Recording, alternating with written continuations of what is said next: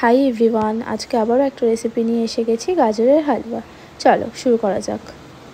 আচ্ছা চলো দেখে নিই কী কী লাগছে। সবাই জানো মোটামুটি, তাও একবার দেখিয়ে দিই।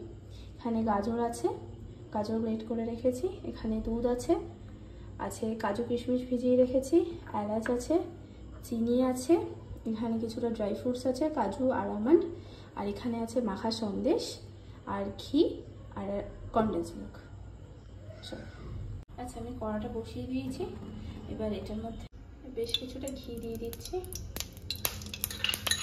এবার গ্যাসটা আমি একদম কমিয়ে নিয়েছি। এবার এটার মধ্যে কয়েকটা এলাচ দিয়ে দেবো, নাড়িয়ে নেবো ভালো করে, একটা ভালো স্মেল দেবো।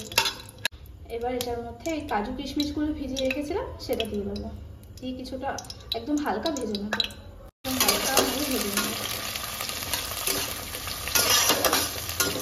এগুলো হয়ে গেছে, এগুলো আমাদের ভাজা। এবার এটার মধ্যে গাজর যে গ্রেট করে রেখেছিলাম সেগুলো দিয়ে দেবো।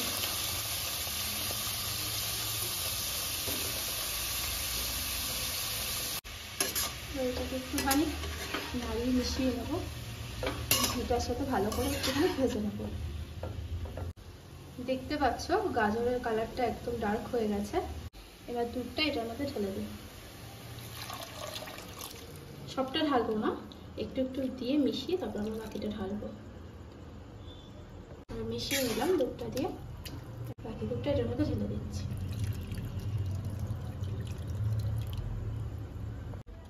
দুধটা ফুটে উঠেছে, এবার এটা একটু ঢেকে দেবো কিছুক্ষণ, গাজরটা সেদ্ধ হওয়ার জন্য। একদম হালকা আছে।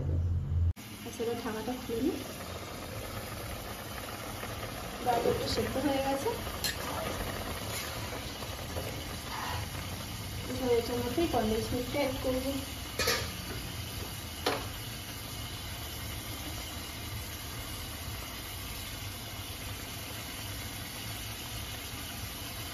আচ্ছা কনডেন্স মিল্কটা দিয়ে একটুখানি নাড়িয়ে নিলাম। এবার এটার মধ্যে মাখা সন্দেশটা অ্যাড করবো। আচ্ছা এবার আমি এখানে 5 থেকে 6 চামচের মতো চিনি দিচ্ছি। তোমরা যদি আরও বেশি চিনি খাও দিতে পারো, বা কম খেলে কমও দিতে পারো। আচ্ছা আর একটা কথা বলে দিই, এখানে দুধটাকে পুরো ফুটিয়ে নেবো, পুরো একদম ড্রাই হয়ে যাবে সেই দেখো। এটাকে আরও ড্রাই করে নেবো, একদম শুকনো শুকনো হবে। এই দেখো আমার গাজরের হালুয়া একদম রেডি, দেখতে ঠিক এরকম হয়েছে। এবার এটাকে নামিয়ে নেবো। দেখো একদম রেডি হয়ে গেছে গাজরের হালুয়া, আমি এখানে নামিয়ে নিয়েছি। এবার গার্নিশিংয়ের জন্য যে ড্রাই ফ্রুটসগুলো রেখেছিলাম এটা এবার উপর থেকে ছড়িয়ে দেবো।